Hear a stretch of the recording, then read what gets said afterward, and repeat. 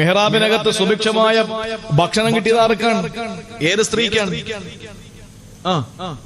മറിയം ബീവി റളിയല്ലാഹു തആല അൻഹ മദീന 17ന്റെ നിറവിൽ മറിയം ബീവി റളിയല്ലാഹു തആല അൻഹ ഗർഭിണിയാകുന്ന ആ ഒരു സാഹചര്യം നമ്മൾ മനസ്സിലാക്കണം.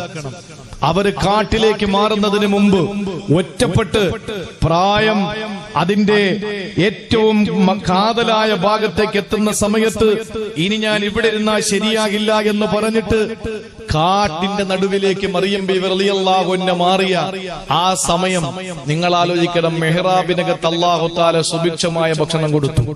അന്ന് പള്ളിയിലെ ഇമാമും മുദരിസുമായ സക്കരിയ നബി അലൈഹിസ്സലാത്തു വസ്സലാം ഈ മറിയം എന്ന് പറയുന്ന തന്റെ പ്രിയപ്പെട്ട മകൾ ഇരിക്കുന്ന ഭാഗത്തേക്ക് പോകുമ്പോ അന്ന് ആ കാലഘട്ടത്തിൽ ആ നാട്ടിൽ കിട്ടാത്ത ഏറ്റവും രുചികരമായ വിഭവസമൃദ്ധമായ നല്ല ഫ്രൂട്ട്സ്, നല്ല പഴവർഗ്ഗങ്ങൾ കണ്ടിട്ട് ചോദിച്ചു, അന്നാലക്കി ഹാദാ, ഇത് ഇവിടുന്ന് കിട്ടി, ഇത് നിനക്ക് ഇവിടുന്ന് കിട്ടി. ആ സമയത്ത് മറിയം ബീവി റളിയല്ലാഹു തആല അൻഹയുടെ മറുപടി എന്തില്ല, ആരെന്നതാണ്? പടച്ചോൻ തന്നതാണ്, അല്ല എനിക്ക് തന്നതാണ്. ഈ മെഹ്റാബിനകത്ത് ഈ കാലഘട്ടത്തില് ഈ നാട്ടില് കിട്ടാത്ത പഴം പോലും അള്ളാഹു എനിക്ക് ഈ മെഹ്റാബിനകത്ത് തന്നു എന്ന് പറഞ്ഞത് ബീവി മറിയം ബീവി. അള്ളാഹു മഹദിയുടെ ദറജ വർദ്ധിപ്പിച്ചു കൊടുക്കുമാറാവട്ടെ. സഹോദരങ്ങളെ, ഒരു സെക്കൻഡ് ചിന്തിക്കും. കാട്ടിലേക്ക് പോയി, അവര് ഗർഭവതിയായി. ജിബ്രീൽ അലൈഹിസ്സലാത്തു വസ്സലാമിന്റെ ഇടപെടൽ ഈസാ നബിയെ തന്റെ വയറ്റിൽ ചുമക്കാൻ തുടങ്ങി. ആ സമയത്ത് നിറഗർഭിണിയായി. അവര് പറഞ്ഞു, യാ ലൈതനി കുന്തു, യാ ലൈതനി മിത്തു ഖബ്ല ഹാദാ വകുന്തു നസിയം മൻസിയ. അല്ലാഹുവേ, ഇപ്പൊ തന്നെ ഞാൻ അങ്ങ് മരിച്ചിരുന്നെങ്കിൽ ഞാൻ എല്ലാവരിൽ നിന്നും വിസ്മരിക്കപ്പെട്ടനെ, ഒന്നും അറിയണ്ടായിരുന്നു പടച്ചോനെ എന്ന് പോലും അവർ മരണത്തെ പോലും കൊതിക്കുന്ന അവസ്ഥയിൽ എത്തപ്പെട്ട ആളുകൾ എന്തു പറയും? ആളുകൾക്ക് എന്നും പറഞ്ഞൂടെ? ഒരു പള്ളിയിലെ ഇമാമിനെ മാറ്റി, എന്താ കാര്യം എന്നറിയോ? ഒരു പള്ളിയിലെ ഇമാമിനെ പിരിച്ചുവിട്ടു, എന്താ കാര്യം? ഇമാം ഒരു വെള്ളിയാഴ്ച പ്രസംഗിച്ചു. അദ്ദേഹം എന്നും പിന്നെ ഈ പാകിസ്ഥാനും ഫലസ്തീനും ജോർദാനും ഇസ്രയേലും ഒക്കെ പറയുന്നത് എന്തിനാണ്? ചരിത്രം പറയാം. ചരിത്രമൊക്കെ പറഞ്ഞു, ആളുകളൊക്കെ ബോറടിച്ചു. അവസാനം ജനങ്ങളുടെ അഭിപ്രായം, നമസ്കാരവും അനുബന്ധ വിഷയങ്ങളുമായി ബന്ധപ്പെട്ട വല്ല കാര്യം ഉണ്ടെങ്കിൽ പറയൂ ഉസ്താദെ, ആളുകളെ 10 മിനിറ്റ് കിട്ടിയാൽ ഏറ്റവും ഉപകാരപ്രദമായത് പറഞ്ഞു കൊടുക്കണ്ടേന്ന് പറഞ്ഞു. അങ്ങനെ ഉസ്താദ് പ്രസംഗിക്കാൻ തുടങ്ങി. നമസ്കാരത്തിന്റെ വിധികൾ പറഞ്ഞ് ഇമാമിന്റെ ഒളു പോയി കഴിഞ്ഞാൽ, ഇമാമിന്റെ ഒളു മുറിഞ്ഞാൽ ഇമാം മെഹ്റാബിൽ നിന്ന് സ്ഥലം വിടണം. പകരം പുറകിൽ നിൽക്കുന്ന ഒരാള് മഅ്മുമീങ്ങളെ കൊണ്ട് ബാക്കി നിസ്കാരം പൂർത്തീകരിക്കണം. അതാണ് എന്റെ മസല. ഇവിടെ ഒരു ഷാഫി അല്ലല്ലോ അല്ലേ? ഇമാമിന്റെ ഒളു മുറിഞ്ഞു പോയാൽ ഇമാമ് അവിടെ നിന്ന് പോകണം. പുറകിൽ നിൽക്കുന്ന ആള് മുന്നിലോട്ട് കയറിയിട്ട് ബാക്കി പൂർത്തീകരിക്കണം. അതാണ് മസല. ഇത് പാവപ്പെട്ടവൻ പറഞ്ഞു. പിറ്റന്ന് പോലെ ചർച്ചയായി. ഇയാള് 7 കൊല്ലമായി ഈ പള്ളിയിൽ വന്ന് ഇതുവരെ ഇയാള് മെഹ്റാബിന്ന് പോയിട്ടില്ല. ഇയാൾക്ക് ഒന്നും മുറിഞ്ഞാലല്ലേ പോകാൻ പറ്റുള്ളൂ. ആളുകളുടെ പരാതി ഇന്ന് വരെ ഇയാൾ നിയമം അനുസരിച്ച് ജീവിക്കാത്തവനാണ്. കാരണം എന്താണ്? ഇയാള് മെഹ്റാബിന്ന് പോയി പകരം പറയുന്ന മുഅദ്ദിൻ സാഹിബിനെ ഇമാമത്ത് നിർത്തിയിട്ടില്ല. അതാണ് പരാതി. ആളുകൾക്ക് എന്തും പറയാം. കാരണം എല്ലില്ലാത്തൊരു നാവ്, അല്ലാഹു തആല എല്ല് കൊടുക്കാത്ത 2 അവയവങ്ങളുണ്ട്. ആ 2 അവയവങ്ങളാണ് ഏറ്റവും കൂടുതൽ സൂക്ഷിക്കേണ്ടത്. അത് 2 സൂക്ഷിച്ച് അള്ളാഹ് സ്വർഗം തരാമെന്നും പറഞ്ഞിട്ടുണ്ട്. അത് 2ഉം വലിയ പ്രശ്നമായതുകൊണ്ട് ഓരോന്നേ അള്ളാഹ് കൊടുത്തിട്ടുള്ളൂ. അത് 2ഉം സംരക്ഷിക്കപ്പെടാൻ 2 ഭാഗങ്ങളിൽ ഏറ്റവും കനമുള്ള 2 എല്ലുകളും അള്ളാഹു സംവിധാനിച്ചിട്ടുണ്ട്. അത് 2 ദാടി എല്ലുകളുടെ ഇടയിലുള്ള നാവും 2 തൊടയലിനിടയിലുള്ള അവന്റെ രഹസ്യ അവയവമാണെന്ന് ആദരവായ പ്രവാചകൻ നബി മുഹമ്മദ് മുസ്തഫ. ഇത് 2 സൂക്ഷിച്ചാൽ നമ്മൾ രക്ഷപ്പെട്ടു. ആളുകൾക്ക് എന്നും പറയാനല്ലോ, അതിനൊന്നും ഒരു മടിയില്ല. എന്തു വേണോ പറയാം, ആരെ പറ്റി വേണോ പറയാം, അതൊന്നും ഒരു പ്രശ്നമില്ല. ആ ഒരു ലോകമാണ്. പക്ഷെ ഒരു കാര്യം നമ്മൾ മനസ്സിലാക്കണം. ഒരു മനുഷ്യനൊരു തെറ്റ് ചെയ്ത് ആ തെറ്റ് ആ മനുഷ്യൻ ചെയ്തെങ്കിൽ, അവൻ പശ്ചാത്തപിച്ചെങ്കിൽ, അതിന്റെ പേരിൽ പിന്നെ അവൻ ആക്ഷേപിച്ചാൽ ഈ പറഞ്ഞവൻ ആ തെറ്റ് ചെയ്ത് അവഹേളിതനാകാതെ മരിക്കില്ല എന്ന് നബി മുഹമ്മദ് മുസ്തഫ. അത് ചെയ്ത തെറ്റ് പശ്ചാത്തപിച്ചവന്റെ അവസ്ഥ. ഇനി ചെയ്യാത്ത ഒരു കാര്യം പറഞ്ഞാലോ അത് പിടിച്ചാ കിട്ടൂല. ഇപ്പൊ നമുക്ക് നല്ല സുഖമായിരിക്കും പോസ്റ്റർ അടിക്കാനും ഫേസ്ബുക്കിൽ ഇടാനും വാട്സപ്പിൽ ഇടാനും അതുപോലെ തന്നെ ഷെയർ ചെയ്യാനും കമന്റ് അടിക്കാനും ലൈക്ക് അടിക്കാനും ഒക്കെ ഭയങ്കര സുഖമാണ്. പക്ഷേ കമന്റും ലൈക്കും ഷെയറും ഒന്നുമില്ലാത്തൊരു കാലമുണ്ട്. യാതൊന്നും ആരുമില്ലാത്ത എന്റെ ഖബറിൽ ഞാൻ മാത്രമേ കിടക്കൂ, നിങ്ങളുടെ ഖബറിൽ നിങ്ങൾ മാത്രമേ കിടക്കൂ. അപ്പോഴും നമ്മൾ അനുഭവിക്കും. അള്ളാഹു നമ്മളെ കാത്തുരക്ഷിക്കട്ടെ, അള്ളാഹു കാത്തുരക്ഷിക്കട്ടെ. എന്തും വാരിയെതിരുന്ന ഇപ്പൊ മഴദനി ഉസ്താദാണ് ഏറ്റവും വലിയ ലേറ്റസ്റ്റ് ചർച്ച. എന്താണ് ഒരു അംബിക അല്ലെ? അംബിക എന്ന് പറയുന്ന ഒരു പെണ്ണ്, അവള് അംബിക, ഞാൻ അതിന്റെ പേജിൽ കുറിച്ചിട്ടിട്ടുണ്ട്. അംബിക എന്ന് പറയുന്നത് ഒരു പക്ഷെ ഫേക്ക് ആയിരിക്കാം. അംബിക എന്ന് പറയുന്നത് ചിലപ്പോ നമ്മളിൽപ്പെട്ട ആളുകൾ തന്നെ ഫേക്ക് ഐഡി ഉണ്ടാക്കും, അംബിക എന്ന പേരും കൊടുക്കും. അതിനൊന്നും ആർക്കും, എല്ലാവർക്കും ബുദ്ധി രാക്ഷസന്മാരാണ് ഈ വിഷയത്തിലൊക്കെ. ഈ അംബിക എന്ന് പറയുന്ന ആ പെണ്ണ് എഴുതി, അദ്ദേഹത്തിന് രോഗം മൂർച്ഛിച്ച് വല്ലാത്ത കഠിനമായ ഒരു അവസ്ഥയാണ് നിലവിലുള്ളത്. പാർട്ടിയും സംഘടനയും ഇസമൊക്കെ നമ്മൾ മാറ്റിവെക്കണം. മനുഷ്യനാണ്. പി ചിദംബരം ഇന്ന് പത്രസമ്മേളനത്തില് അല്ലെങ്കിൽ പത്രസമ്മേളനമല്ല, അദ്ദേഹത്തിന്റെ വാർത്ത പുറത്തുവിട്ടത് തലയണയും കസേരയും കിട്ടാത്തത് കൊണ്ട് നടുവേദനിക്കുന്നു എന്നാണ്. കസേരയും തലയണയും കിട്ടാത്തത് കൊണ്ട് നടുവേദനിക്കുന്നു. ഇവിടെ ഒരു മനുഷ്യന് കസേരയും തലയണയും ഉണ്ടെങ്കിൽ പോലും നടുവേദനിക്കുക. ഒരു ഭാഗത്ത് സുഖസൗകര്യങ്ങൾ കുറഞ്ഞതിന്റെ പേരിൽ, മറ്റൊരു ഭാഗത്ത് സുഖസൗകര്യങ്ങൾ കുറയാലും കൂടിയാലും ഇല്ലെങ്കിലും ഉണ്ടെങ്കിലും ജീവൻ നിലനിർത്താൻ വേണ്ടിയിട്ടൊരു മനുഷ്യന്റെ വെപ്രാളം നമ്മൾ ആലോചിക്കണം. അപ്പൊ അംബിക എഴുതിയിട്ടിരിക്കാൻ, എന്തിനാ ഉസ്താദെ നിങ്ങൾ ദുആരക്കാൻ പറയുന്നത്? നിങ്ങൾ മരിച്ച ഹോറികളെ കിട്ടൂലേ, മദ്യപ്പുഴ കിട്ടൂലേ, പെട്ടെന്ന് സൂയിച്ചൂടെ, നിങ്ങൾ അങ്ങോട്ട് പൊക്കോളി, പിന്നെന്തിനാ ഈ ദുആരക്കാൻ പറയുന്നത്? നിങ്ങളുടെ ഭാഗ്യം നഷ്ടപ്പെടുത്തല്ലേ എന്ന് പറയുന്നത്. അതിന് ഞാനൊരു മറുപടി എന്റെ പേജിൽ ഞാൻ കുറിച്ചിട്ടിട്ടുണ്ട്. എന്റെ പ്രിയപ്പെട്ട സഹോദരങ്ങളെ, ഞാനൊരു കാര്യം നിങ്ങളോട് പറയാം. നമ്മൾ ഒരു കാര്യം പറയുമ്പോൾ അത് ഗൗരവമായി നമ്മൾ ചിന്തിക്കുക. ബുദ്ധിമാന്റെ നാവ് അവന്റെ ഹൃദയത്തിന്റെ പിന്നിൽ ഒളിച്ചിരിക്കാൻ ആലോചിച്ച് 1000 വട്ടം ചിന്തിച്ചിട്ട് ഒരു കാര്യം പറയൂ. വിവരം കെട്ടവന്റെ വിഡ്ഢിയുടെ ഹൃദയം തന്നെ അവന്റെ നാവിന്റെ അഗ്രഭാഗത്താ. എന്തെങ്കിലും പറയും, പിന്നെ വീട്ടിൽ പോയിരുന്നിട്ട് ആലോചിക്കുക വേണ്ടായിരുന്നു എന്ന്. അതുകൊണ്ട് ചിന്തിക്കുക, ബുദ്ധിമാന്മാരാവുക. അള്ളാഹു തൗഫീക്ക് തരട്ടെ. ആക്ഷേപങ്ങൾ കുറയ്ക്കുക. അള്ളാഹു തൗഫീക്ക് തരട്ടെ. ഇവിടെ ഒരു വിഭാഗം ആക്ഷേപിക്കപ്പെടുകയാണ്. ഒരു വിഭാഗം ആക്ഷേപിച്ച് ഇതെവിടെ നിന്ന് നിനക്ക് ഗർഭം കിട്ടി എന്ന് ചോദിച്ചിട്ട് ആളുകളാൽ അപഹാസ്യാകുമെന്ന ഘട്ടം വന്നപ്പോ ഒളിച്ചിരിക്കുന്ന മറിയം ബീവി റളിയല്ലാഹു തആല അൻഹയുടെ മനസ്സിൽ പറഞ്ഞുപോയി, പടച്ചവനെ ഞാനങ്ങ്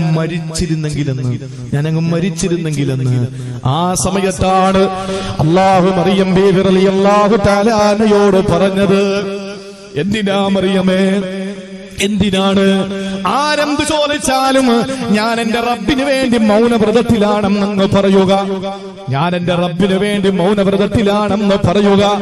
വെള്ളം കൊടുക്കണമെങ്കിൽ നീ നിൽക്കുന്നതിന്റെ ചുവട്ടിൽ വെള്ളമുണ്ട്, ആ മലഞ്ചെരുവില് വെള്ളമുണ്ട് മറിയമേ, അവിടെ ചെന്ന് കോരി കുടിച്ചാലും മറിയമേ.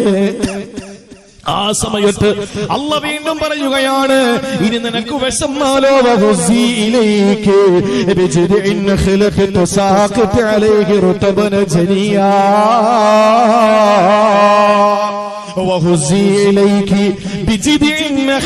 تساقط عليك رطبا جنيا. മറിയം ബീവിയോട് അല്ല പറയുകയാണ്, ചിന്തിക്കണേ, എങ്ങനെയെങ്കിലും കേട്ടുകൊണ്ട് പോകരുത്. ഒരു ആരവമല്ല നമുക്ക് വേണ്ടത്, ഒരു ശബ്ദ ഗാംഭീര്യമല്ല നമുക്ക് വേണ്ടത്, ഒരു ശബ്ദമുഖരിതമല്ല വേണ്ടത്. സഹോദരങ്ങളെ, പറയുന്നതിൽ നിന്ന് നമുക്ക് ഉൾക്കൊള്ളാൻ എന്തെങ്കിലും വേണം. അത് നിങ്ങൾക്ക് ഞാൻ സഹോദരങ്ങളെ എന്റെ പ്രസംഗത്തിൽ നിന്ന് നിങ്ങൾക്ക് തരുമെന്ന് എനിക്ക് അവകാശമൊന്നുമില്ല. പക്ഷേ ഞാൻ പറയുന്നത് ഒന്ന് ഉണർന്നു, ഒന്ന് ശ്രദ്ധയോടെ കേട്ടോ. അല്ലാഹു ഈ മഹതിയായ മറിയം ബീവിയോട് പറഞ്ഞത്, ഉസ്സി ഇലൈകി, ആ ഈട്ടപ്പനയെ പിടിച്ചൊന്ന് വലിക്കുക. എന്നിട്ടോ ആ ഈത്തപ്പന മരത്തിന്റെ ആ ഈന്തപ്പനയുടെ ശിഖരത്തെ മട്ടലിനെ പിടിച്ചൊന്ന് വലിക്കുക.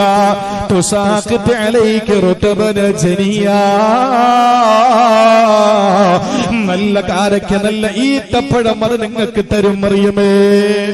ഇതാരോടാണ് പറയുന്നത്? ഇതാരോടാണ് പറയുന്നത്? മറിയം ബീവി റളിയല്ലാഹു അൻഹയോടാണ് അല്ലാഹു പറയുന്നത്. ഏതല്ലാഹുവാണ് പറയുന്നത്? ഇതിന് തൊട്ടു മുമ്പ് മിഹ്റാബിനകത്ത് സുഭിക്ഷമായ ഭക്ഷണം കൊടുത്ത അല്ലാഹ്, സുഭിക്ഷമായ ഭക്ഷണം കൊടുത്ത അല്ലാഹ്, നല്ല വിഭവസമൃദ്ധമായ പഴവർഗ്ഗങ്ങൾ കൊടുത്ത അല്ലാഹ്, ആ കാലഘട്ടത്തിൽ ആ സമയത്ത് കിട്ടാത്ത, ആ നാട്ടിൽ കിട്ടാത്ത പഴവർഗ്ഗങ്ങൾ എത്തിച്ചു കൊടുത്ത അല്ലാഹു കാടിന്റെ നടുവിൽ ഗർഭവതിയായി സങ്കടത്തോടെ ഇരിക്കുന്ന മറിയം ബീവിക്ക് ഭക്ഷണം കൊടുക്കാൻ കഴിവില്ലേ? ഉണ്ട്. പക്ഷെ അല്ലാഹ് പറഞ്ഞിരുന്നെന്നറിയോ? മറിയമേ, മിഹ്റാബിനകത്ത് ഞാൻ നിനക്ക് ഭക്ഷണം തന്നു, ശരിയാ. പക്ഷേ ഞാൻ നിന്നോട് പറയുന്നത് നീ ചെയ്യേണ്ട ഡ്യൂട്ടി നീ ചെയ്യണമെന്നാണ്. തവക്കൽ അലർ റഹ്മാനി ഫിൽ അംരി കുല്ലി വലാ തർഗമൻ ഫിൽ അജ്സി യൗമൻ അനി തുലബി അലം തറ അന്നല്ലാഹ് ഖാല لمريم وهزي إليك الجذع يساقط الرطب. സഹോദരങ്ങളെ, തവക്കുൽ ചെയ്യണം അല്ലാഹുവിനെ. പടച്ചവനെ തവക്കുൽ ചെയ്യണം. എങ്ങനെയാണ് തവക്കുൽ ചെയ്യേണ്ടത്?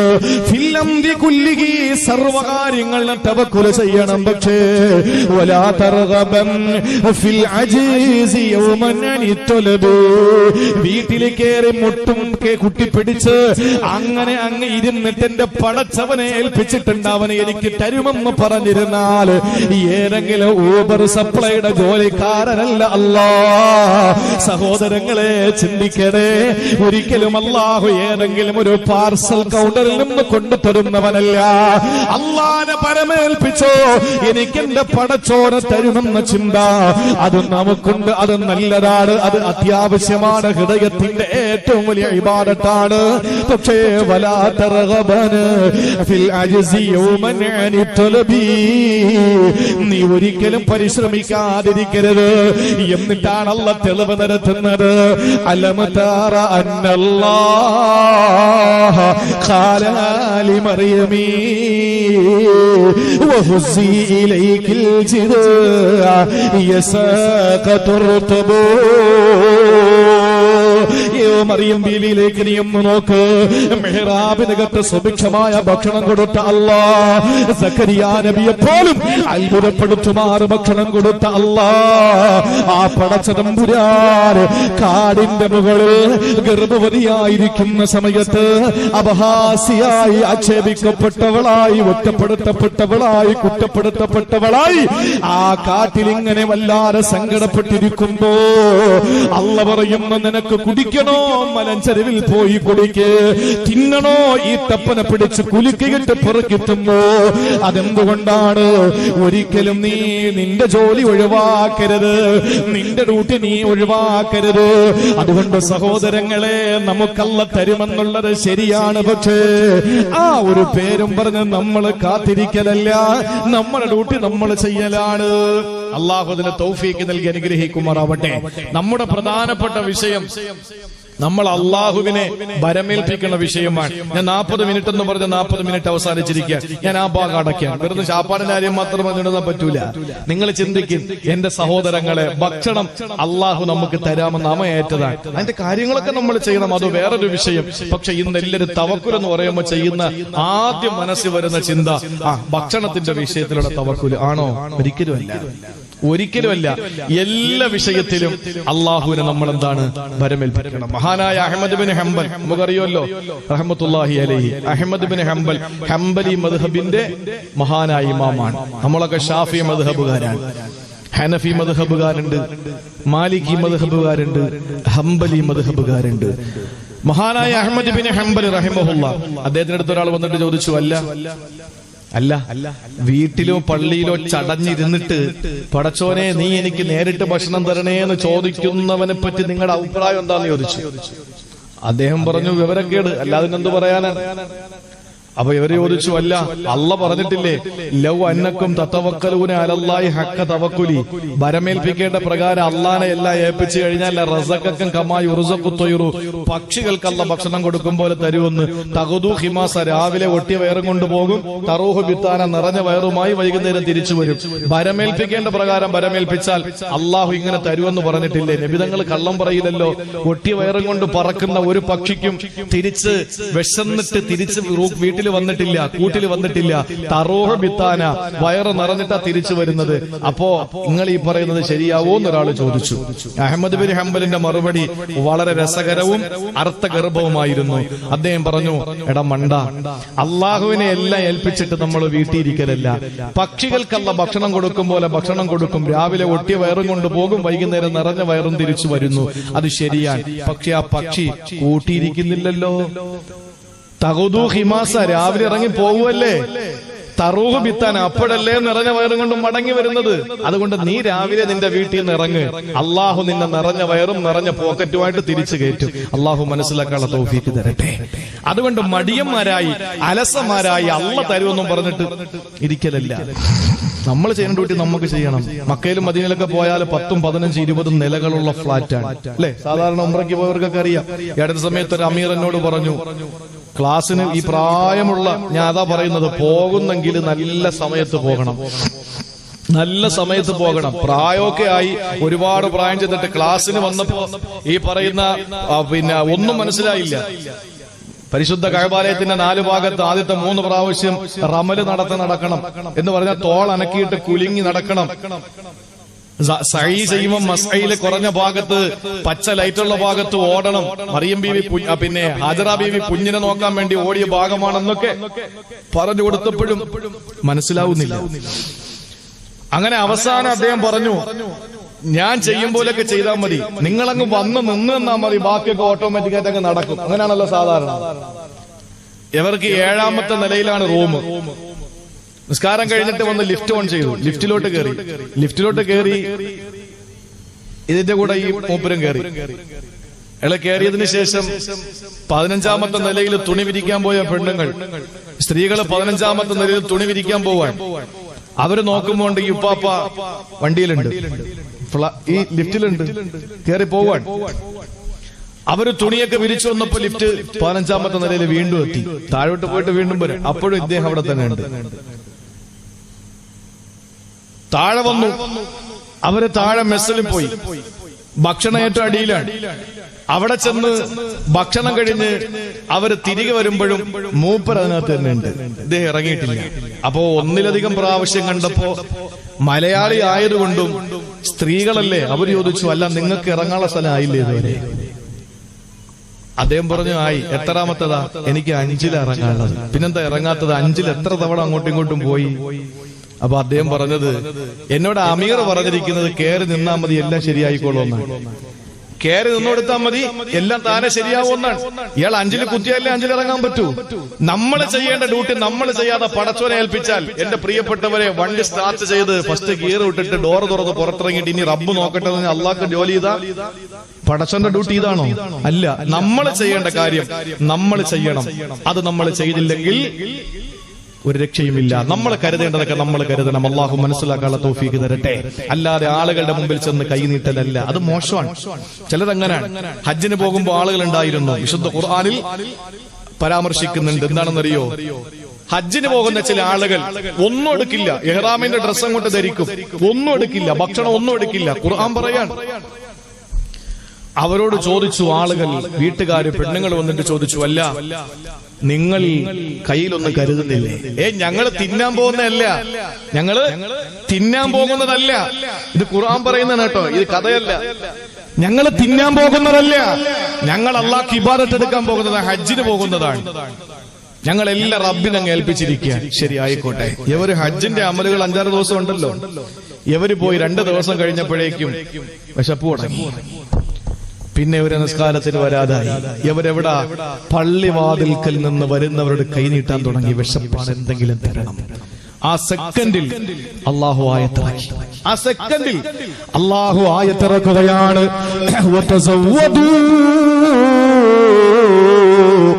ഫഇന്ന ഖൈറസ്സാദി തഖ്വാ വതസവ്വദു. നിങ്ങൾ യാത്രക്കുള്ള പാതയെ തയ്യാറാക്കണേ, കൊണ്ടുപോകേണ്ട എല്ലാം നിങ്ങൾ തയ്യാർ ചെയ്യണേ. എന്നാൽ ഫഇന്ന ഖൈറസ്സാദി തഖ്വാ, തഖ്വയാണ് ഏറ്റവും വലിയ ഒരുക്കുമതിലും പാതയമെന്ന് പരിശുദ്ധമായ ഖുർആൻ. സഹോദരങ്ങളെ, നമുക്ക് വേണ്ടത് നമ്മൾ ചെയ്യണം, നമ്മൾ കൊണ്ടുപോകേണ്ട നമ്മൾ തന്നെ എടുക്കണം. അല്ലാത്തതൊന്നും സഹോദരങ്ങളെ നമ്മളുടെ ഡ്യൂട്ടിയല്ല. നമ്മൾ പടച്ചവനെ ഏൽപ്പിക്കുക. ഒരു ചെറിയ കാര്യം ഞാനൊന്ന് ചോദിച്ചോട്ടെ സദസ്സിനോട്, എന്നെ കേൾക്കുന്ന എന്റെ പ്രിയപ്പെട്ട സഹോദരിമാരോട് ചോദിക്കട്ടെ. തന്റെ പ്രിയപ്പെട്ട മകളുടെ വിവാഹം എത്തിയെന്നിരിക്കട്ടെ. ആ മകളുടെ വിവാഹത്തിന് കയ്യിൽ സ്വർണമൊന്നുമില്ല, ഒരു തരി സ്വർണം പോലുമില്ല. ഇന്ന് സ്വർണത്തിന് 30,000 രൂപയിൽ പുറത്തു വിലയാണ്. പടച്ചവനെ, 5 പവനെങ്കിലും ഇടാതെ ഒരു പെൺകുട്ടി ഇറക്കാൻ കഴിയോ? ഒരു തരി പോലും സ്വർണമില്ലാത്ത എത്ര കുടുംബമാണുള്ളത്? ഈ അടുത്ത സമയത്ത് തന്നെ ഒരു പാവപ്പെട്ട കുടുംബം, അവരുടെ മകളുടെ വിവാഹം വന്നു, പേരക്കുട്ടികളുടെ വിവാഹം വന്നു. ആ പേരക്കുട്ടിക്കാണെങ്കിലോ വാപ്പയില്ല, അഥവാ മകൾക്ക് ഭർത്താവില്ല. അവരാണെങ്കിലോ ദാരിദ്ര്യത്തിന്റെ കൈപ്പുനീര് കലക്കി കുടിക്കുന്നവരാ. ആ ഒരു ദാരിദ്ര്യത്തിന്റെ അവസ്ഥയിൽ നിൽക്കുമ്പോൾ ആ പാവപ്പെട്ട സഹോദരന്റെ പ്രിയപ്പെട്ട പേരക്കിടാവിന്റെ കല്യാണം വന്നു. കയ്യിൽ എന്താ ഉള്ളതെന്ന് ചോദിച്ചപ്പോ പറയുന്നു, ഒന്നുമില്ല. ഒരു പവന് ചിലപ്പോൾ എല്ലാം കൂടി എല്ലാ വീട്ടിലുള്ള സർവ്വ പെണ്ണുങ്ങളുടെ സ്വർണങ്ങളും കൂടി എടുത്തിട്ടാൽ ഒരു പവൻ ചിലപ്പോ വരും. എത്ര പവനാ നിങ്ങൾ കൊടുക്കാൻ തീരുമാനിച്ചത്? അത് 5 പവനാണ്. ചിന്തിക്കണേ സഹോദരങ്ങള്, ഇന്നത്തെ വിവാഹങ്ങളിൽ 5 പവനെന്ന് പറഞ്ഞാൽ കല്യാണം വലിയ പണക്കാരന്റെ പണക്കൊടുപ്പിന്റെ കല്യാണ പന്തലിലെ മാമാങ്കത്തിന് ഏതൊരാള് സാക്ഷ്യം വഹിക്കുന്നോ അവർക്ക് കൃത്യമായിട്ടറിയാ. പണക്കൊടുപ്പുള്ള കല്യാണങ്ങളിൽ കല്യാണ പെണ്ണിന്റെ വീടിനടുത്തുള്ള അയൽവാസിയായ പെണ്ണ്, ആ പെണ്ണ് കല്യാണ പെണ്ണിന്റെ അടുത്തെങ്ങാനും ഇരുന്നാൽ ആ പെണ്ണിനിട്ട് കൊടുക്കുന്നത് 5 പവനാണ്. മനസ്സിലാക്കണം. എന്താ ബന്ധം? താലികെട്ട് നടന്നപ്പോ പെണ്ണിന്റെ അടുത്തിരുന്നത്, അതാണ് ബന്ധം, വേറെ ബന്ധമില്ല. അതുകൊണ്ട് അവക്ക് 5 പവന്റേത്. ചില കല്യാണത്തിന് പോയാൽ കല്യാണം വിളിച്ച് കല്യാണത്തിന് പോകുന്നവർക്ക് 3000ന്റെ പർദ. സ്ത്രീകളൊക്കെ നോക്കൂ, പടച്ചോനെ, നമ്മളെ വീട്ടിൽ വരുന്ന എല്ലാം ഉണക്ക കോഞ്ഞാട്ട പിടിച്ചതൊക്കെയാണ്. ചെന്ന 50 രൂപ കൊടുത്താൽ അത് തന്നെ അവർക്ക് സ്വർഗം. ചില കല്യാണങ്ങളുണ്ട്, കല്യാണം പ്രത്യേകം തെരഞ്ഞു പിടിച്ചു വിളിക്കും. അങ്ങനെ വിളിക്കുന്ന കല്യാണങ്ങളിൽ പടച്ചോൻ പോകാതിരിക്കാനുള്ള തൗഫീഖ് തരട്ടെ. അങ്ങനെ ആരും ആദ്യം പറയില്ല, കാരണം നല്ല വ്യാപാരമല്ല. പടച്ചോ അങ്ങനെയുള്ള കല്യാണങ്ങളിൽ ചെന്ന് പെട്ടുപോകാതിരിക്കാനുള്ള തൗഫീഖ് തരട്ടെ. അങ്ങനെയുള്ള കല്യാണങ്ങളിൽ ആ സ്ഥലത്ത് ചെന്നാൽ എന്തൊരു അദാബ നമുക്ക് ലഭിക്കുക. ആള് നോക്കി വിശക്കുന്നവന് ഭക്ഷണം കൊടുക്കാതെ വയറ് നിറഞ്ഞവന് ഭക്ഷണം കൊടുക്കുന്ന വല്ലാത്തൊരു ദുരവസ്ഥ. അള്ളാഹ് നമ്മളെ ആ കല്യാണങ്ങളിൽ നിന്നൊക്കെ കാത്തുരക്ഷിക്കട്ടെ. ഞാൻ പറയുന്ന എന്റെ സഹോദരങ്ങളെ, സാമ്പത്തികമായി പ്രതിസന്ധിയുള്ള ആളുകളുണ്ട്, ഒന്നുമില്ലാത്ത ആളുകളുണ്ട്. 5 പവൻ, 1 പവൻ ഇതൊക്കെ ഇട്ട് കെട്ടിക്കുന്ന പെണ്ണുങ്ങളുണ്ട്, പെൺകുട്ടികൾ. ഇന്നിപ്പോ നമ്മുടെ ഒരു സംഘാടകരെ ബുക്ക് ചെയ്യാൻ വേണ്ടി വന്നു. അവർക്ക് 10 പവൻ കൊടുത്ത് കല്യാണം കഴിപ്പിക്കുന്ന വലിയ ആഗ്രഹമാണ്. അള്ളാഹുവോടെ ആഗ്രഹമൊക്കെ സാധിപ്പിച്ചു കൊടുക്കട്ടെ. ഞാൻ പറയുന്ന എന്റെ പ്രിയപ്പെട്ടവരെ, എല്ലാം ഉണ്ടായിട്ട് കാര്യമൊന്നുമില്ല. 20 വർഷം വിദേശ രാജ്യത്ത് നിന്ന് കഷ്ടപ്പെട്ട് 60 ലക്ഷം രൂപയുടെ വീട് വെച്ചപ്പോ ഒരൊറ്റ മിനിറ്റ് കൊണ്ട്, ഒറ്റ മിനിറ്റ്, 1 വർഷമൊന്നും വേണ്ട, 1 മാസവും വേണ്ട, ഒരാഴ്ചയുമല്ല, ഒറ്റ മിനിറ്റ് കൊണ്ട് സർവ്വതും നഷ്ടപ്പെട്ടു പോയി. ഈ പ്രളയത്തിൽ നമ്മൾ കണ്ടതാണ്. അള്ളാഹു നമ്മളെ എല്ലാ അദാബിൽ നിന്നും കാത്തുരക്ഷിക്കട്ടെ. ഞാൻ പറഞ്ഞത് എന്റെ പ്രിയപ്പെട്ട സഹോദരങ്ങളെ, എന്താ പറഞ്ഞത്?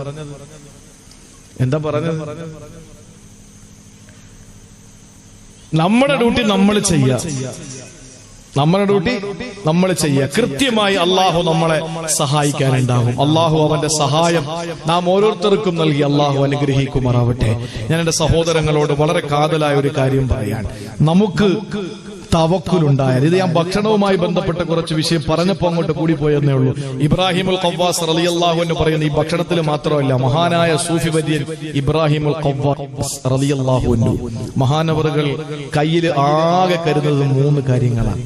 1 ഒരു സൂചി, 1 ഒരു നൂല്, മറ്റൊന്ന് ഒരു തോൽപാത്രം. ഇതല്ലാതെ വേറൊന്നും. ഉടുത്തിരിക്കുന്ന ഡ്രസ്സ് കഴിഞ്ഞാൽ മൂപ്പര കയ്യിൽ ആകെ ഉള്ളത് ഒരു സൂചി, ഒരു നൂല്, ഒരു തോൽപാത്രം, വേറൊന്നുമില്ല. ആളുകൾ ചോദിച്ചു, മഹാനായ ഇബ്രാഹിമുൽ ഖവ്വാസ് റളിയല്ലാഹു അൻഹുവിനോട് ചോദിച്ചു, എന്തേ നിങ്ങൾ സൂചിയും നൂലും ഈ തോൽപാത്രവുമായി നടക്കുന്നത് എന്തിനാണെന്ന് ചോദിച്ചപ്പോൾ മഹാനായ ഇബ്രാഹിമുൽ ഖവ്വാസ് റളിയല്ലാഹു അൻഹു പറയുകയാണ്, ഞാനെടുത്തിരിക്കുന്ന വസ്ത്രം ഒന്നേ ഉള്ളൂ, ആ വസ്ത്രമെങ്ങാന പാതി വഴിയിൽ കീറിപ്പോയാൽ അടുത്ത നിസ്കാരത്തിന് പിന്നെ ഞാൻ എന്താ ചെയ്യുക? അടുത്ത നിസ്കാരത്തിന് പിന്നെ ഞാൻ എന്താ ചെയ്യുക? നിസ്കാരം നിർവഹിക്കണമെങ്കിൽ ഔറത്ത് മറയണ്ടേ? അതുകൊണ്ട് തന്നെ ഞാൻ സൂചിയും നൂലും കയ്യിലെപ്പോഴും കരുതാറുണ്ട്. കിടക്കുന്നത് പാറയിലാണ്, കിടക്കുന്നത് പാറപ്പുറത്താണ്. ഉറക്കത്തിൽ തിരിയുകയും മറിയുകയും ചെയ്യുമ്പോ കീറാൻ സാധ്യതയുണ്ട്. അതുകൊണ്ട് തന്നെ കീറുമ്പോ തുന്നാൻ വേണ്ടിയിട്ട് സൂചി നൂലും അത്യാവശ്യമാണ്. അത് ഞാൻ എപ്പോഴും കരുതും. തോൽപാത്രം എന്തിനാ? എപ്പോഴാ ഒതു പോണെന്ന് പറയാൻ പറ്റില്ലല്ലോ. ആ ഒതു പോണ സമയത്ത് വെള്ളം കോരി എടുത്ത് ഒതു ചെയ്യാൻ അതിനുവേണ്ടി ഞാൻ കരുതുന്നതാണ്. എല്ലാം റബ്ബിനെ ഏൽപ്പിച്ചിട്ട് പോയാ പോരെ? അല്ല, വേണ്ടത് നമ്മുടെ കയ്യിൽ എപ്പോഴും ഉണ്ടാകണം. എന്നിട്ട് അദ്ദേഹം പറഞ്ഞു, സൂചിയും നൂലും തോൽപാത്രവും ഇല്ലാത്ത മുഴുവൻ സൂഫിയാക്കളെയും ഒന്ന് പരിശോധിക്കേണ്ടതുണ്ട്. കാരണം ഇവരെ നിസ്കരിക്കൂല, ഇവര് നിസ്കരിക്കൂല. പറയും, ഞാൻ ഇപ്പൊ മക്കത്ത് നിസ്കരിച്ചത് അസർ ഇൻഷാ അല്ലാഹ് മദീനത്തായിരിക്കും, പറ്റുമെങ്കിൽ മരുവിന് ബൈത്തുൽ മുഖദ്ദസിയത്ത് നിൽക്കുന്ന കായങ്ങളെ കുറ്റിത്തരുവില്ല. നിസ്കരിക്കാൻ പറയുമ്പോൾ പറയുന്നതാണ്, എവിടെ നിസ്കരിച്ചോട്ടെ. എന്റെ പ്രിയപ്പെട്ട സഹോദരങ്ങളെ ഗൗരവത്തോടെ മനസ്സിലാക്കി, നമുക്ക് ആവശ്യമായത് നമ്മൾ ചെയ്യണം. അപ്പൊ അള്ളാഹു നമുക്ക് നമ്മുടെ കാര്യങ്ങളൊക്കെ ചെയ്തു തരും. അങ്ങനെ ചെയ്തു തന്നാൽ അള്ളാഹു നമുക്ക് ഈ വലിയ അനുഗ്രഹത്തിലൂടെ തരുന്ന സമ്മാനങ്ങളിൽ ഒന്നാമത്തെ സമ്മാനം ഏതെന്നറിയോ? വിശുദ്ധമായ ഖുർആനിൽ അല്ലാഹു പറയുകയാണ്, ഒരു വിശ്വാസി സകലതും അല്ലാഹുവിനെ ബരമേൽപ്പിച്ചു കഴിഞ്ഞാൽ, സർവ്വതും അല്ലാഹുവിനെ ഏൽപ്പിച്ചു കഴിഞ്ഞാൽ അവൻ അല്ലാഹു കൊടുക്കുന്നത് സഹോദരങ്ങളെ എന്താണെന്നറിയോ? അവന്റെ മനസ്സിന് സമാധാനമാണ്. ഇനി പറയുന്ന ഗൗരവത്തോടെ കേൾക്കണേ സഹോദരങ്ങളെ, മനസ്സിനകത്ത് അല്ലാഹു സമാധാനം തരണോ? പടച്ചതമ്പുരാന്റെ സമാധാനം നമുക്ക് നമ്മുടെ ഹൃദയത്തിനകത്ത് വേണോ? ഹൃദയം നീറിപ്പുകയുകയല്ലേ, നീറിപ്പുകയുകയല്ലേ? ആരുടെ ഹൃദയത്തിനകത്താ സമാധാനമുള്ളത്? ഇല്ല. എല്ലാവർക്കും അവരുടേതായ സങ്കടങ്ങളുണ്ട്, ഓരോരുത്തർക്കും ഓരോരുത്തരുടേതായ സങ്കടങ്ങളുണ്ട്. ഇന്നെല്ലാവരും സുരക്ഷിതരല്ല. മനസ്സിന്റെ അസ്വസ്ഥമായ ചിന്തകൾ അവര് വല്ലാതെ വേട്ടയാടുമ്പോ സഹോദരങ്ങളെ, സ്വസ്ഥത കിട്ടാൻ, സമാധാനം കിട്ടാൻ അല്ലാഹു നമുക്ക് തന്ന ഒരു ഇബാദത്താണ് പരിശുദ്ധമായ ഹൃദയത്തിന്റെ തവക്കുലം ഇബാദത്ത്. ഇതൊരു കോട്ടകത്ത് നിൽക്കുന്നവനെ പോലെയാണ്. ഒരു കോട്ടയുടെ അകത്തളത്തിൽ നിന്ന് കഴിക്കാനല്ല ഭക്ഷണമുണ്ട്. എതിരിടാൻ വരുന്ന ശത്രുക്കളോട് പോരാടാൻ തന്റെ കയ്യിൽ സർവ്വസന്നാഹങ്ങളുമുണ്ട്. താൻ നിൽക്കുന്നത് ഒരു കോട്ടയ്ക്കകത്താണ്. ആ കോട്ടയിൽ നിന്ന് പുറത്തു നിൽക്കുന്നവരെ കാണാം. പക്ഷേ പുറത്തു നിൽക്കുന്നവർക്ക് ഒരിക്കലും ഇവിടെ നമ്മെ ഉപദ്രവിക്കാൻ കഴിയില്ല. അവരുടെ ചലനങ്ങളെല്ലാം നമുക്കറിയാം. പക്ഷെ നമുക്കല്ല അവരുടെ ചലനങ്ങൾ നമുക്കറിയാം. അവർക്കൊന്നും നമ്മളെ കാണാൻ പറ്റുന്നില്ല. നമ്മൾ വലിയ ഒരു കോട്ടയ്ക്കകത്താണ്. അകത്തുള്ള ഒന്നും പുറത്തു നിന്നാൽ കാണൂല. പുറത്തു നടക്കുന്നതെല്ലാം അകത്ത് നിന്ന് കാണാൻ പറ്റുന്നു. അവർക്ക് നമ്മളെ ഒന്നും ചെയ്യാൻ പറ്റില്ല. നമുക്ക് എന്ത് വേണോ തിരികെ ചെയ്യാം. ഇവിടെ എത്ര മാസം വേണമെങ്കിൽ കഴിക്കാൻ ഭക്ഷണമുണ്ട്. അങ്ങനെ നിൽക്കുന്ന ഒരു മനുഷ്യന്റെ മനസ്സിന്റെ സ്വസ്ഥത എത്ര വലുതാ! അല്ലാഹുവിന്റെ ഖുർആൻ പറഞ്ഞല്ലോ, രണ്ടുപേരെ അല്ലാഹു പരിചയപ്പെടുത്തുകയാ. രണ്ടുപേരെ അല്ലാഹു പരിചയപ്പെടുത്തുകയാ. ആരാണ് ഒന്നെന്നറിയോ? മഹാനായ കലീമുല്ലാഹി മൂസ അലൈഹിസ്സലാത്തു വസ്സലാമിന്റെ കഥ നമുക്കറിയുമല്ലോ. ബനൂ ഇസ്രായേലിന്റെ കൈപിടിച്ചുകൊണ്ട് പാതിരാത്രി യാത്ര ആരംഭിച്ചതാണ്. യാത്ര ആരംഭിച്ചു. അവന് നേരെ പോകുന്നത് എവിടേക്കാണ്? മൂസാ നബിയുടെ പിന്നാലെയാ. ശത്രുവാരാ? ഫിർഔനാണ്. എത്രയോ കുതിരപ്പടയാളികളുണ്ട്, എത്രയോ തന്ത്രശാലികളായ കുതിരപ്പടയാളികളുണ്ട്. എല്ലാ സൗകര്യങ്ങളും സംവിധാനങ്ങളുമുള്ള ഫിർഔനിന്റെ കൊട്ടാരത്തിന്റെ പിൻഭാഗത്ത് നിന്ന് ഇസ്രായേലി സമൂഹത്തെ കൈപിടിച്ചുകൊണ്ട് രക്ഷപ്പെടുത്താൻ മൂസാ നബി യാത്ര ആരംഭിച്ചു. അങ്ങനെ യാത്ര ചെയ്ത് കുറച്ചെത്തുമ്പോൾ അതാ ഓളം വെട്ടുന്ന പർവ്വത സമാനമായ തിരമാലകൾ തത്തിക്കളിക്കുന്ന ചെങ്കടലിന്റെ മുമ്പിലെത്തുകയാ. ആ ചെങ്കടലിന്റെ മുമ്പിലെത്തുമ്പോൾ മഹാനായ മൂസാ നബി പെട്ടെന്ന് നിൽക്കുകയാ. കൂടെ അതാ വിശ്വാസികളും നിന്നു. നോക്കുമ്പോ മുമ്പിലതാ ആർത്തിരമ്പി വരുന്ന തിരമാലയാണ്.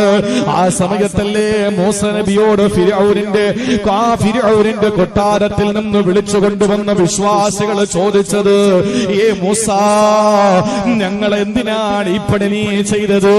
അൽ അദുവു വറാനാ വൽ ബഹറു അമാമനാ. മുന്നിൽ ആർത്തി വരുന്ന തിരമാലയാണ്, പിന്നിലോ ശത്രുക്കളുടെ കടന്നാക്രമണമാണ്. ഇവിടെ നിങ്ങൾക്ക് രക്ഷയില്ല, എങ്ങനെയാണ് ഞങ്ങൾ രക്ഷപ്പെടുന്നതെന്ന് ചോദിച്ചുകൊണ്ട് മൂസാ പറയുമ്പോ മൂസാ നബി അലൈഹിസ്സലാത്തു വസ്സലാം അവിടെ നിന്ന് വിശ്വാസികളോട് പറഞ്ഞ ഒരു വാക്കുണ്ട്. എന്താണെന്നറിയോ? ആ സമാധാനത്തിന്റെ വാക്കാണ്. ആ സമാധാനത്തിന്റെ സന്ദേശം തന്റെ സമുദായത്തിന് എത്തിച്ചു കൊടുത്തു.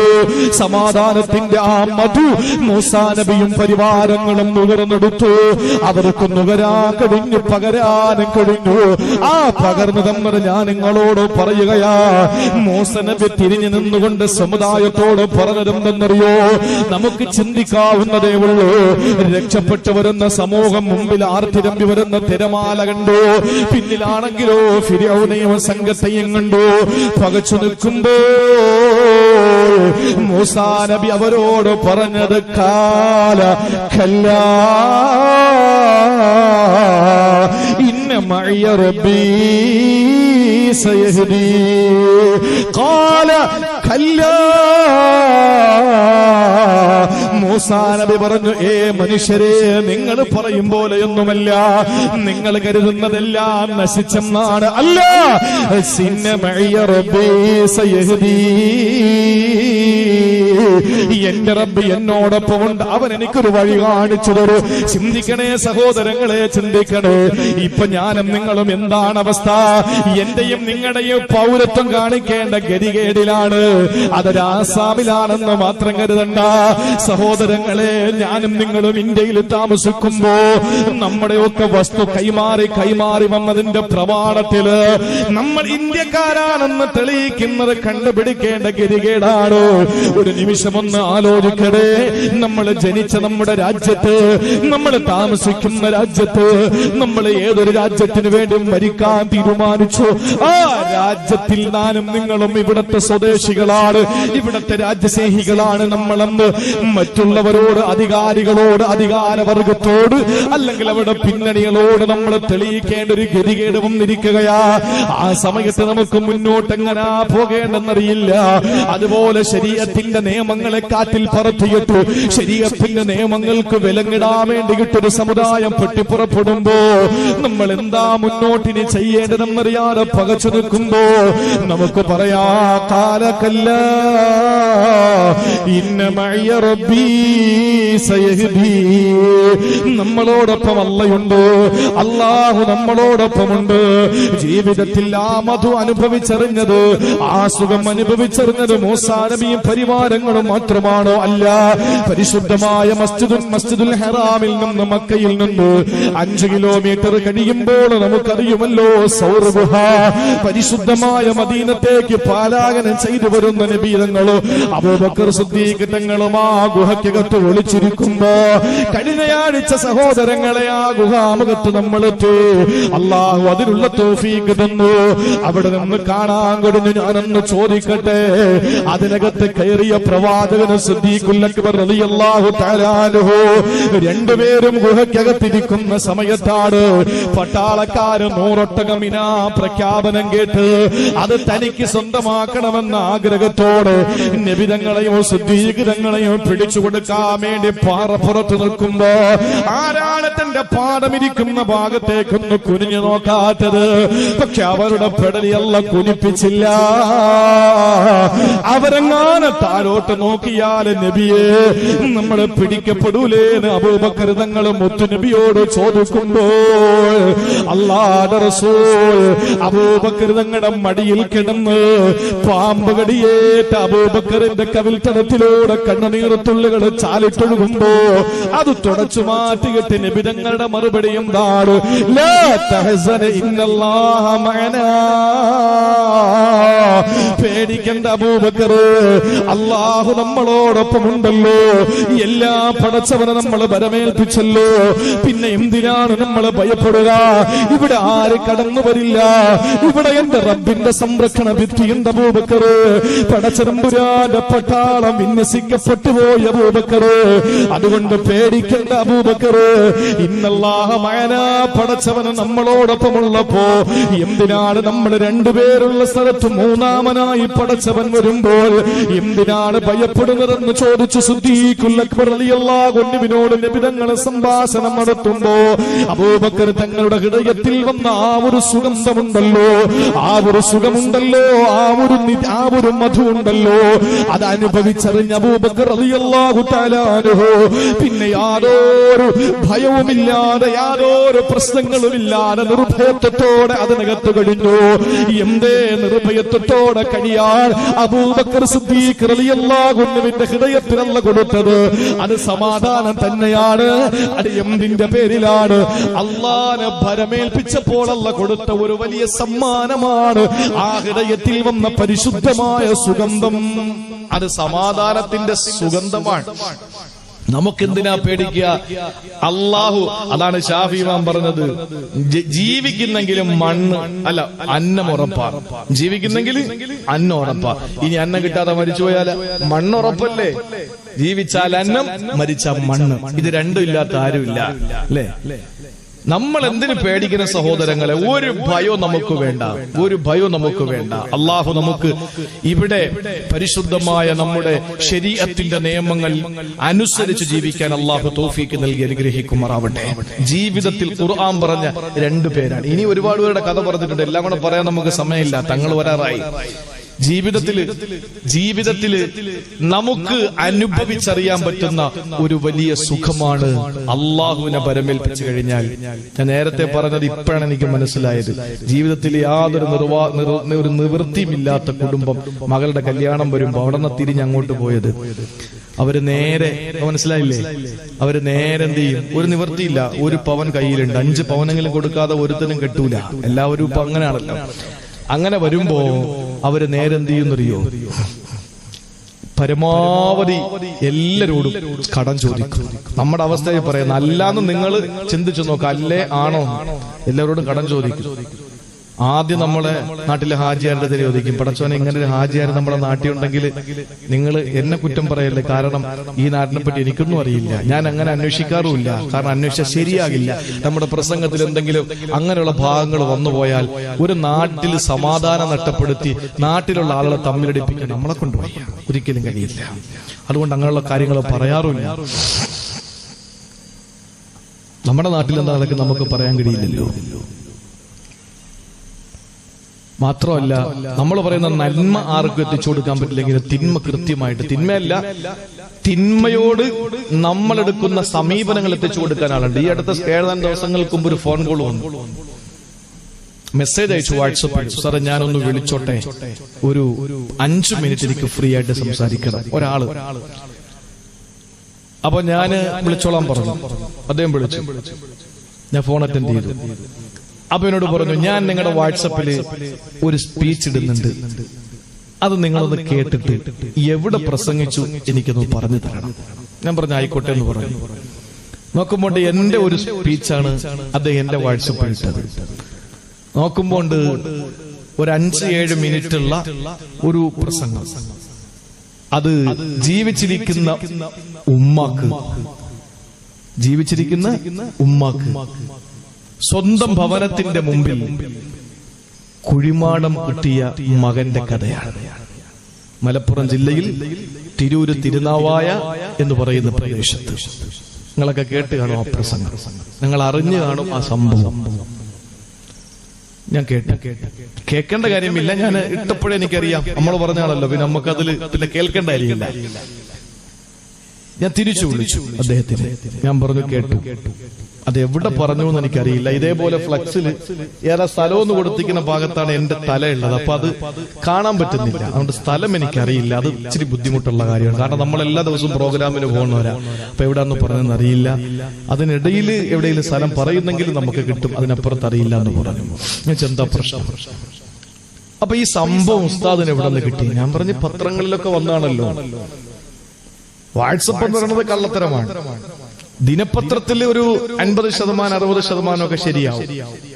അങ്ങനെ പറഞ്ഞതാണ്. മാത്രമല്ല അത് പരസ്യമായ ഒരു കാര്യമാണല്ലോ, അതുകൊണ്ട് പറഞ്ഞതാണ് എന്ന് പറഞ്ഞു. അതിന്റെ യാഥാർത്ഥ്യം അങ്ങനെ അല്ല ഉസ്താദേ എന്ന് പറഞ്ഞു. ഞാൻ പറഞ്ഞു, നിങ്ങൾക്ക് എന്ത് ഉറപ്പാണല്ലോ? എന്നോട് പറഞ്ഞു, ആ മോൻ ഞാനാ, ആ മകൻ ഞാനാണ്, ജീവിച്ചിരിക്കുന്ന ഉമ്മാക്ക് കബറിടം കുത്തിയ മോൻ ഞാനാണ്. ഞാൻ പറഞ്ഞു, നിങ്ങൾ അല്ല എന്ന് പറഞ്ഞാൽ ഞാൻ സമ്മതിക്കും. ഞാൻ എന്റെ പ്രഭാഷണത്തിൽ പറഞ്ഞ കാര്യം അത് ഏത് വേദിയിൽ വേണോ അത് ഞാൻ തിരുത്തി പറയും.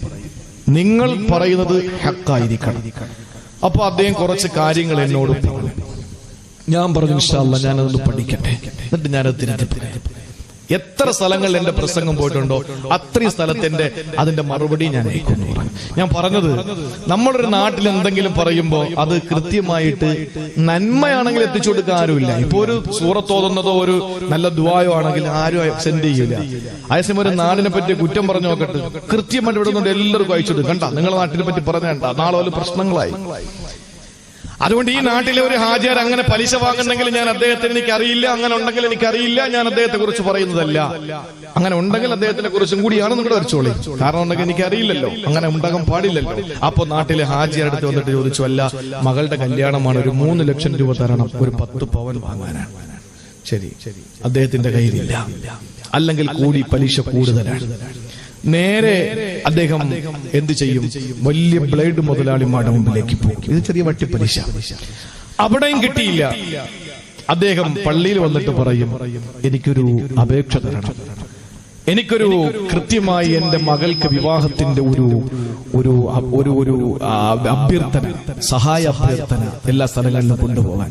കമ്മിറ്റി പറഞ്ഞില്ല, ഇനി ഇങ്ങനെ ഒരു കാര്യം ഇവിടെ അങ്ങനെ പതിവില്ല, കൊടുക്കില്ല. അദ്ദേഹം നേരെ വീട്ടിൽ വന്നിരുന്നിട്ട് പറയുന്ന വാക്കെന്താ? പറയും,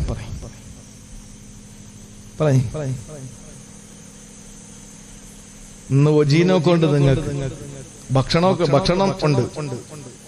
സാധാരണ ഒരു കിറ്റേ തരുള്ളൂ, നിങ്ങൾക്ക് 2-3 പേർക്ക് തിന്നാൻ പറ്റും. ഇപ്പൊ 1 കിലോ അരിയങ്ങ് തരികയാണ്, ഇൻഷാ അല്ലാഹ് ഇഷ്ടം പോലെ കഴിക്കാൻ വേണ്ടി കൊണ്ടുപോയി വെച്ച് കഴിഞ്ഞാൽ. എന്താ അയാൾ പറയുന്നത്? വീട്ടിൽ പോയിട്ട് എല്ലാം ഇനി ആര് നോക്കും? പലിശക്കാരനെ സമീപിച്ചു, നാട്ടിലെ മുഴുവൻ മുതലാളിമാരെയും കണ്ടു, ഒരു രക്ഷയില്ല. ഇനി എല്ലാം പടച്ചവന്റെ കയ്യിരിക്കുകയാണ്. അള്ളാഹു നോക്കട്ടെ. അപ്പൊ നാട്ടിലെ പലിശക്കാരൻ ഹാജിയാരുടെ വില പോലും നമ്മൾ അള്ളാഹ് കൊടുത്തിട്ടില്ല. ഏതെങ്കിലും ഒരു വയറുവേദന വന്നു, തൊട്ട് മെഡിക്കൽ സ്റ്റോറിൽ ചെന്നും ടാബ്ലറ്റ് വാങ്ങി കുറഞ്ഞില്ല, അടുത്ത ആശുപത്രിയിൽ പോയി മാറിയില്ല, ഏറ്റവും വിദഗ്ധനായ ഡോക്ടറെ കണ്ടു മാറിയില്ല. വീട്ടിൽ വന്നിരുന്നിട്ട് പറയും, അള്ളാഹുവേ ഇനി നീ മാത്രമേ എനിക്കുള്ളൂ, എന്റെ വേദന സഹിക്കാൻ പറ്റുന്നില്ല. നാട്ടിൽ നിൽക്കുന്ന മെഡിക്കൽ സ്റ്റോറിൽ നിൽക്കുന്ന മരുന്നെടുത്ത് കൊടുക്കുന്ന, മെഡിസിൻ എടുത്ത് കൊടുക്കുന്ന, ഡെലിവറി ചെയ്യുന്നവന്റെ അത്ര പോലും വില നമ്മൾ അള്ളാഹ് കൊടുക്കുന്നില്ല. അങ്ങനെയല്ല നമ്മൾ ചെയ്യേണ്ടത്. നമ്മൾ ചെയ്യേണ്ടത് എന്താണ്? ആദ്യം അള്ളാഹുവേ എന്റെ മകളുടെ വിവാഹമാണ്, അല്ലെങ്കിൽ എനിക്ക് രോഗമുണ്ട്, നീ പറഞ്ഞതുപോലെ ഞാൻ ഹോസ്പിറ്റലിലേക്ക് പോകാൻ, അല്ലെങ്കിൽ ഞാൻ ആരിൽ നിന്ന് കടം വാങ്ങാൻ വേണ്ടി ഇറങ്ങാൻ, എല്ലാം നിന്നെ ഏൽപ്പിക്കാൻ നീ ഒന്ന് ശരിയാക്കി തരണം എന്ന് പറഞ്ഞിട്ട് ഇറങ്ങി നോക്ക്.